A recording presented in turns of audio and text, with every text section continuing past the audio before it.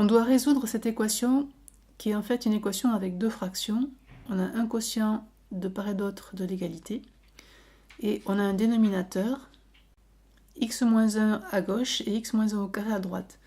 Un dénominateur ne peut jamais être nul, donc on ne pourra pas avoir x-1 égale à 0. Si on a x-1 égale à 0, cela voudrait dire que x est égal à 1. Donc on ne pourra pas garder x égale 1 comme solution si par hasard c'était le résultat qu'on trouvait comme solution de cette équation. Donc on doit avoir x différent de 1. Alors il est très pratique d'utiliser les identités remarquables. Si on arrive à voir par exemple que x au carré moins 1, qui est en fait le numérateur multiplié par 3 du deuxième membre, d'après les identités remarquables, on peut dire que c'est x moins 1 que multiplie x plus 1. Pourquoi? Parce que ça, c'est un carré moins 1 qui est un autre carré, puisqu'on peut dire aussi que c'est 1 au carré 1. Je peux dire que x au carré moins 1, c'est pareil que x au carré moins 1 au carré. Et donc là, j'ai l'identité remarquable a au carré moins b au carré, qui est égale à a plus b, facteur de a moins b. Alors, pourquoi c'est intéressant de transformer ça?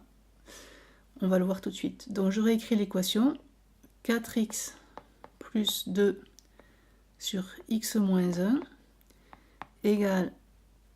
Alors, en gros, je vais transformer mon x au carré moins 1 par x moins 1 fois x plus 1. En bas, j'ai x moins 1 au carré, c'est-à-dire que c'est x moins 1 multiplié par lui-même. Et je me rends compte que là, je peux simplifier en haut et en bas par x moins 1. Donc finalement, je me retrouve avec l'équation 4x plus 2 sur x moins 1 égale 3 fois x plus 1 sur x moins 1. Les deux dénominateurs étant identiques, ça veut dire que les numérateurs sont égaux. Donc cette équation est équivalente à l'égalité des numérateurs, c'est-à-dire 4x plus 2 égale 3 facteur de x plus 1. Je vais développer, je vais distribuer ce 3, donc ça va faire 4x plus 2 égale 3x plus 3. Je mets tous les x ensemble et tous les nombres sans x ensemble.